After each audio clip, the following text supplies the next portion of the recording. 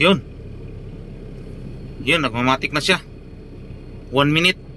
Kasi bagong andar, 1 minute siya. 1 minute siya bago nagmatic kasi pinapalamig pa niya eh. So yun, magandang umaga mga kaurig. Magpalit tayo ng thermostat. Ayan, palitan natin yung thermostat nito kasi hindi na yata gumagana, sira na yata. Hindi na nag-automatic. At sobrang lamig naman ng aircon, pati yung tubo doon sa harap, sobrang lamig, pero hindi na talaga siya nag-automatic. Mag-automatic man siya, matagal. So kailangan i-revolusyon. Kaya sigurado ito yung sira, yung thermostat niya. Palitan natin ito ng bago. Ito yung bago, in-order ko sa Lazada. Kuha ko lang siya ng 90 sa Lazada. Try ko lang tong ganitong brand, universal brand siya eh. Try natin itong ganito. Itong isa sa auto supply yan, medyo mataas ang presyo sa auto supply eh. Kaya try natin itong sa Lazada. Hindi ka lang, pansin ko lang dito, hindi siya hindi siya nag-click pag i-off. Kasi yung isa kasi nag-click eh. Titik ito, dire-diretso lang eh, pihit-pihit lang eh. Pero ganito talaga ang design niya. Try na lang natin. Okay, rights. Tara, kabitan natin muna. Ang laman, no? Madali naman magtanggal nito eh.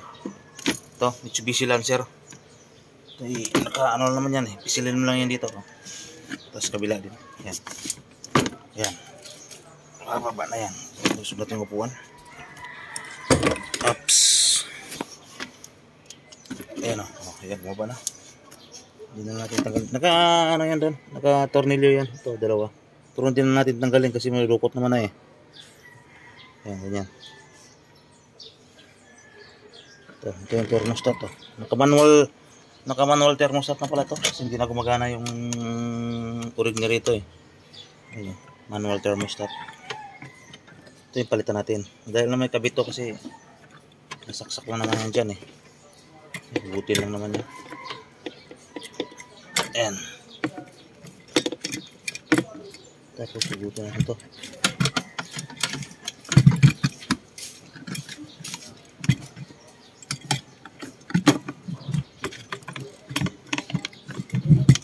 Ayan. Ayan o. Ayan.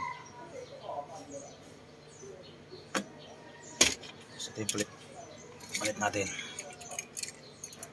Yan, ito na naman yun. May dalawang ano naman yan. Saka na yan o. O, dyan. Yung dalawa na yan. Ito lang yan sa dalawa. Ayan, nakakabit na siya. Mamaya natin isara. Testing muna natin to. Start muna natin yung engine.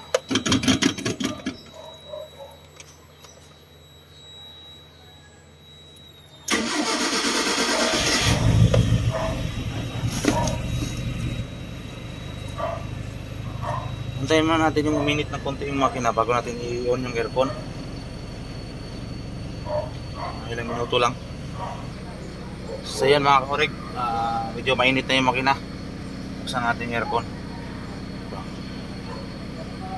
On natin.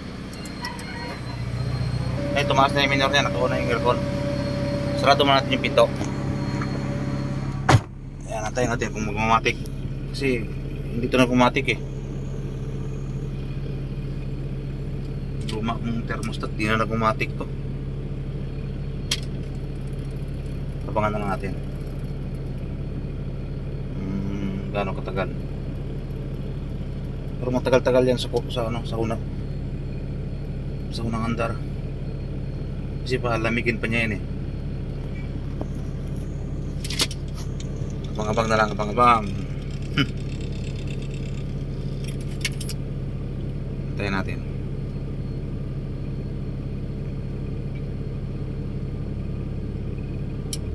Yun. Yun, nagmamatic na siya. 1 minute. Kasi bagong andar, 1 minute siya. 1 minute siya bago nagmatic kasi pinapalamig pa niya eh. Antayin natin pag ano, andar ulit.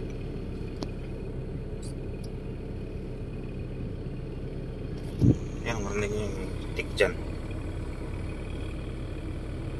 Ayun. Yun, nasa ano siya, 15 seconds siya na on siya ulit. Tapos antayin natin ngayon yung magmatic sa ulit. Antayin natin kung ilang segundo.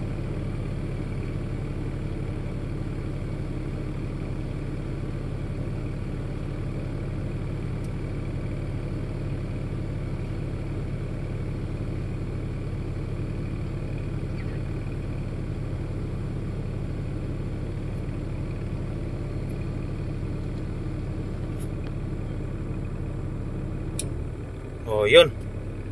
25 seconds yung ano niya.